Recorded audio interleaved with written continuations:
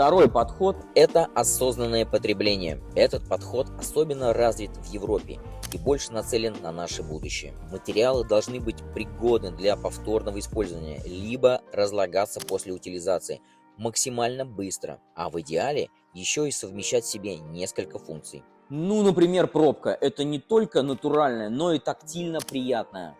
Но и обладает бактериальными свойствами, что делает ее незаменимой для детских. Сюда же относятся преимущества классического паркета и современной инженерной и паркетной доски, мебели из массива. Срок их службы и так большой, а с возможностью отциклевать, отшлифовать и обновить покрытие увеличивается в разы.